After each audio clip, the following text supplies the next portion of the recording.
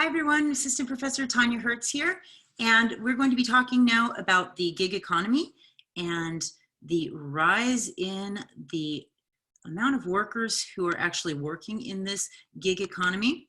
And the gig economy it's essentially a system in which workers, independent contractors, freelancers are working on short-term engagements.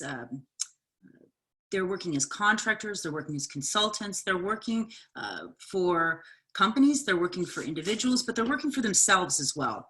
So there's been a significant shift in the amount of people who are conducting work this way.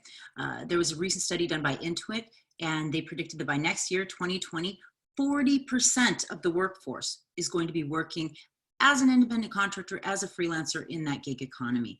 And there are a lot of reasons why, and we can touch on them a little bit in a little bit, but first I want to define some of the terms. When we're saying independent contractor, we're talking about the people who are working for themselves.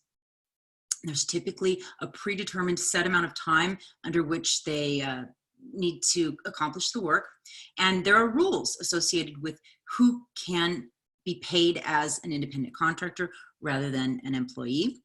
And the general rule is that if someone is to be classified or can be classified as an independent contractor, they must have control over the work themselves. They cannot be managed by the person paying them. They can be told the results of the work. They can be given parameters in terms of how much money needs to be spent on the particular project. But when we're talking about what needs to be done specifically, how it needs to be done, what the person wears, how they go about the work of accomplishing the project, they're no longer considered an independent contractor. Then they would be considered an employee, right? So when someone is an independent contractor, they are working for themselves. They're responsible for all of the debts, all of the losses, and they receive all the profits as well. As a result, they have to pay their own self-employment tax. They have to pay their own income taxes. Now, this is a little different than a freelance worker, although we use the terms for the most part interchangeably.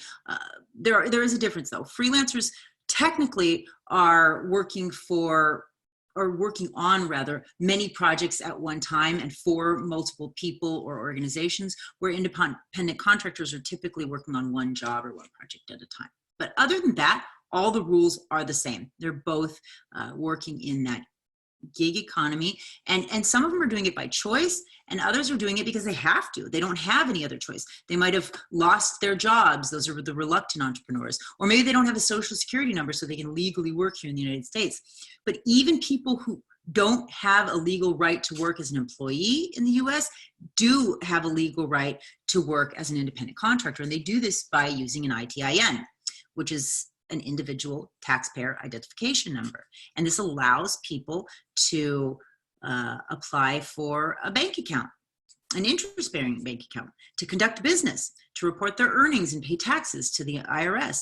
And you can see why the IRS doesn't care if you're a citizen or a non-citizen. They still want taxes filed, and they want their cut, right? And so I want you to think about this a little bit. Would you consider an independent contractor or freelancer an entrepreneur? And are those terms of independent contractor, freelancer, are those legal forms of business ownership? So the answer to those questions are yes, they are entrepreneurs. And why is that? Because they have ownership. Remember, that was the key defining factor that differentiated an entrepreneur from an employee, was the ownership. And are they legal forms of business ownership? Well, think back. We talked just tonight about the 4 forms of legal business ownership, and independent contractor and freelance worker, those weren't in those 4 primary types of legal ownership. So no, they're not legal ownership forms. They are more how the business is organized, not the structure, the legal structure. So what do we actually classify them in? What do we classify the legal ownership of independent contractors? Well, It could be anything, could be a sole proprietorship or corporation or LLC, but the vast majority, over 90% of them, are classified as sole proprietorships. So the thing to remember, though, is that they are not employees. They are not employees, and so no payroll taxes come out of their payments. They have to pay their own taxes, and they may use many different ways to pay their taxes. They could, if they have a social security number, pay it that way, ITIN for immigrants, or maybe through their EIN. So an EIN, we haven't said this yet, is the employment identification number. Now, this is the unique number that businesses get to differentiate themselves, to say, this is a business, not a human person. And it's a tool that the IRS uses to say, where's the money coming from, and who this is, and to sort of give a personality or a designation to a business that they understand in the format that they understand. And that's what it's used for, to report taxes. But that's not the only thing that it's used for. It's also required if we want to open a bank account.